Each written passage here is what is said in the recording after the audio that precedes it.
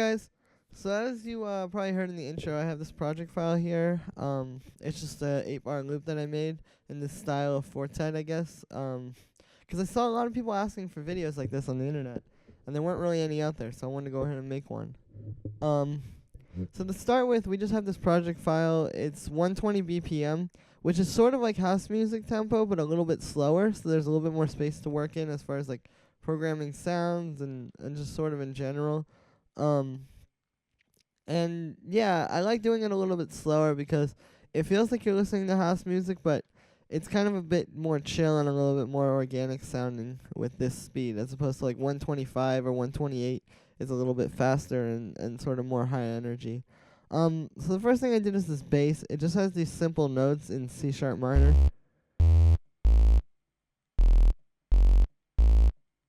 And that's just sort of like, I like doing these long held out basses because they sort of sit under everything very nicely. So all I did to process that was pretty much, it's just a saw wave, like the saw D in operator, and then a sine wave under that. It's the algorithm where they just play together too. They're not doing any FM on each other. And then I just have this filter, and to take out some of the highs and make it a little bit more organic sounding. And then I have this LFO on the filter playing pretty slow and a little bit, a pretty good amount, but not too much, where it's like super, all over the place.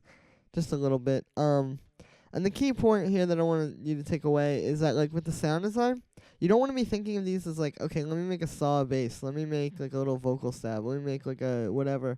You want to think of these sounds as having like their own character. You want them to be like, the best way I can describe it is like, think of it like you're writing a character in a story, right? Like when you write a character for a story, if any of you are writers, I guess, you don't just like, it's not just like face value. It's not like, okay, here's this one evil guy, for example, and he's just evil and that's it. It's like, you need to give them like, you need to put more into them. You don't want to just like do that. So that's kind of the key here too. It's like, you don't want these sounds to just be a saw bass or like just a vocal stab or just like a kick. You want them to like all have their own like texture and character and feel, and like feel like you're building a world of sound here, really, is the best way I can describe it. And yeah, with the after that I put on just a saturator. And I didn't use a bit warmer this time, guys. But I made my own little thing here, and I just, to be honest with you, I'm not super knowledgeable on all of these. I kind of just played with them to taste.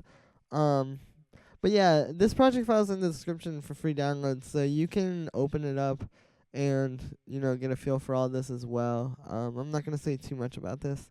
And then I just sidechained it to the kick. That's pretty straightforward. After that, I have this little vocal hit. And what it is it's this sound. It's like I found a vowel, a sample of somebody singing like a vowel. Let me show you. And then I just moved it to there. Set the attack and decay and sustain and release like this. Just to give it a little bit more flavor and make it a little bit less like straightforward and rigid, I guess. I guess I pitched it down an octave with the -12. And then I just put a reverb on and a bit warmer, and then I sidechained it to the kick again, just like the bass. The reverb, a bit warmer, I didn't touch anything. The reverb, all I messed with was just the dry and wet to get it, or the dry, wet, and the decay just to get it, like, how I wanted it to be, I guess, just listening to the song. And then the sidechain is pretty straightforward. After that, I have this weird pad, and this is something that I want to touch on as well. So, to start off with, this is just a saw wave. Filter is about there, no envelope, and then the amp envelope is like this.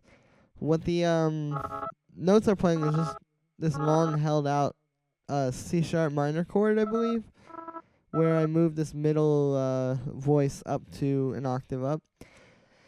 And the point of this is like, when you have this bass line going and this vocal, it's cool on its own, but then also adding in this pad over top of it that's just playing the one chord can really help make it like kind of interesting and cool. So what I did to process that was I just put a bit warmer on, and then this is the part that I want to talk about. I sidechained it to the kick, but I also put on this auto pan. And what I did, auto pan is just obviously like an Ableton thing, you know, it does like the auto pan effect. It can make it go from like ear to ear or whatever, and you can set the rate. But if you set it to this noise one and turn the width down to 0, meaning it's not stereo at all, and it's literally just messing with the volume of the one mono track down the middle, you can get some pretty interesting sounds, because what it's doing, you can hear it's like making the sound all choppy. It kind of sounds like something when it's like way over compressed. And yeah, I don't know, it just sounds kind of interesting. And then it set the rate like that and the amount all the way up. But this goes back to what I was saying before. Is like, this isn't just that the whole time, right? Like, this has like a little bit more texture to it and a little bit more of like a feeling, and it makes you think more than just hearing this as well. 'Cause this, you just hear that and it's like, okay, it's one long held out chord. But this, you're like, oh wow, what is that? Oh, it's like, it's never the same. It's always changing. I also had this auto pan on here that I was playing with, which I thought sounded kind of cool as well. So I have both of them that you can mess with when you get this project file. That one's just the same thing, but it's a saw wave, and I have the phase, which is the same as the width, down to 0, so it's just completely straight down the middle. And then I set the rate, so it's sort of doing triplets, but it's like a little bit off because it's not perfectly synced, and that just goes again with the whole like making it kind of like organic and raw thing. Rather than making it perfectly synced, I wanted to introduce a little bit of like randomness and weirdness to it, but like tastefully in a way that suits the song. So after that, I just have this kick that I made by layering 2 kicks together. There's this low one, and then this high one. And you don't necessarily have to be like making your own kicks like that. You can use samples, but in the case of this track, I did it because I couldn't really find one on its own that worked for this. So the low kick is this. I think it's like a 808 kick, but it didn't have enough thump, so I put on this kick tight, which is a Corpus preset. You can find it right here. And that just makes it a bit thumpier. And then the high kick, I put on, so it was just this. It had a bit of low end, but it didn't really have that much, so I just put a high pass on it, and it blends perfectly with this one once you get them leveled out properly. And so then all you really have to do after that is just make sure that the transients line up, like the start of them is perfectly lined up, because if not, it's going to sound a little weird. Let me see. I'll show you. Like, even if they're like, you hear that? It doesn't quite hit like hard enough. It's just sort of like, so that's pretty much that, and then you just have to level them out together. Not really much to that. People make a lot bigger deal out of that than there kind of needs to be. It's really just more about good sample selection and knowing like what things complement each other, like taste or whatever. So after that, I have these 2 breakbeats, and these are pretty important. So something I noticed Fortet does a lot in his music is he'll have like 2 breakbeats going, or like he'll have breakbeats in it, but under like a 4 on the floor beat. So it's like still bouncing around and really cool and organic and raw, but then it's also got this kick sort of like holding it down, and like punching through the whole mix. So I did 2 layers here. And normally I wouldn't say to do 2 layers of things like this, because it can get kind of messy and like too many elements in your track. But in this case, I wanted that because they sort of complement each other, because they like, I don't know, the best way I can describe it is they like bounce off of each other.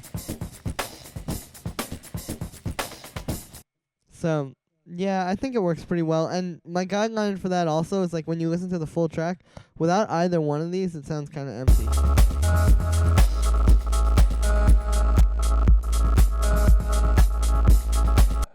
So that was pretty much that. The first one is just from some sample pack, to be honest with you.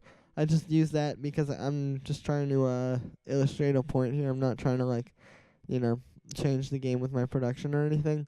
And then this other one is from Daedalus CT6, which this is a drum break that Fortet has used before, I think in Love Cry, if I'm not mistaken. It's just a loop from some old like jazz funk record from the 70s, but it's got a nice texture to it, and the snare sounds pretty good in particular. And yeah, it just sounds good. But you pretty much just wanna like to find these samples. I mean, I guess you could go through like sample packs like I did to find this one. But what you really want to do, because I get a lot of people asking me like, how do I find these samples? Really, the key is like you want to make sure you want to like find like use whosampled.com. I'm gonna put it in the description, and you want to use who sampled and like find like things that other people have sampled, and then like go to those artists that they've sampled and find other stuff, and just sort of like use YouTube to your advantage. You know, like YouTube, like the recommended videos is so good. I mean, this has been said a million times, but you really can find so many good samples that way. And like once you get started, like it's pretty easy to find stuff, I think, in my experience. So that's pretty much that. And then I just want to talk about the processing of these. So I have a saturator on this one. Without the saturator, it sounds like this. It's got some texture to it and it's pretty raw sounding, but I wanted it to go even further. So I used the wave shaper and I set it like this. And you can see it sort of like compresses it a little bit, like transients are a little bit more focused. It's a little bit shorter sounds, I guess. And it makes it a lot more raw and like crunchy and distorted. But I really liked how that sounds. And it wasn't really taking away from the groove because I have this one over it doing a lot more of the like hi-hats. So this one just kind of adds a bit of texture and makes it pretty like raw. And it's like I said, it's like making the sounds try to like come to life pretty much. So after that, on this one, I just put a bit warmer and then this little EQ. So without it, and then with it. So they sort of really bring it to life. But the point of the EQ, because I'm sure, you know, it's like, oh, why are you like using EQ to like boost stuff? Like, you're not really supposed to do that. That kind of, it's better to just use subtractive EQ, which is true in mixing. But in this case, I'm not using this. I'm not mixing. This track isn't like, I haven't tried to mix this necessarily. I mean, I guess the mix is sort of, you know, the mix is pretty good, but I'm not using this for a mixing EQ. I'm using this for sound design. I'm using this to like, just to make this sound the way that I want it to sound. So to that, for that, I think it's okay to use boosting EQs. But yeah, if you're mixing a song, like obviously you don't want to be using the boosting EQ to fix things. You want to get it right now. But that's yeah, that's why I have this EQ on there. And then a bit warmer is pretty straightforward. So after that, I have this clap. Well, it's like multiple claps together. Basically, I just found these samples. Shout out Cymatics, I guess. Which is probably not the sample people you would want to use for this style of music necessarily, but it worked for me. So it's just like all these single little solo claps, and then there's this one, this big one at the end. Let me see. Okay, so yeah, there's that. Sorry, so there's that one that sort of does the sweep. But basically what I did was I took a few different ones, as you can see on this top one, and just sort of like had them going at different times throughout the thing. And what that does, it sort of brings it to life, because like if you were clapping, like if you had a group of people clapping in a room, not every one of them is going to be exactly the same every time, right? Like that's just not how it works. So you have to, if you're not going to be just recording claps, you have to do stuff like that to mimic that in the computer.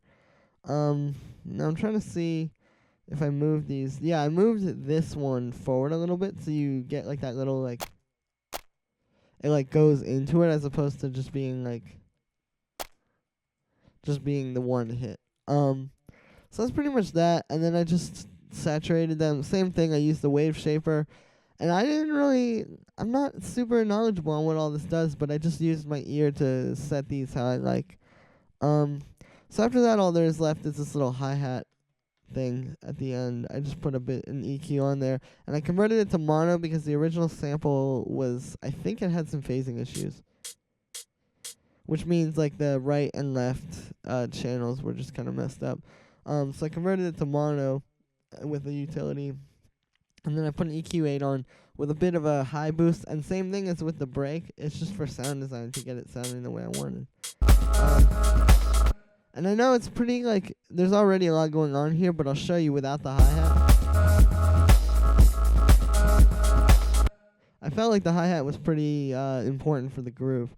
So that's pretty much that. There's not really much else to it. It's like I said, you just want to think about like sound design, and you want to think about trying to make your sounds like organic and raw and as like realistic as possible, but also give them character. Like think of them not as sounds, but as like, I guess the way I would say is, yeah, like characters in a story. I mean, that might sound kind of weird, but that really is a good way to go about thinking about it, because it'll help you sort of bring them to life and give them more than just like making them straightforward and simple. So that's it for today, guys. Thank you so much for supporting. Please like and subscribe and share this video. You know, follow me on social media. I'm trying to get my followers up. And check out my sample packs below as well. I'm dropping a new one on Friday, and I've also got 3 in there right now. And check out my Patreon. So, yeah, thank you so much, guys. Really appreciate it. Peace.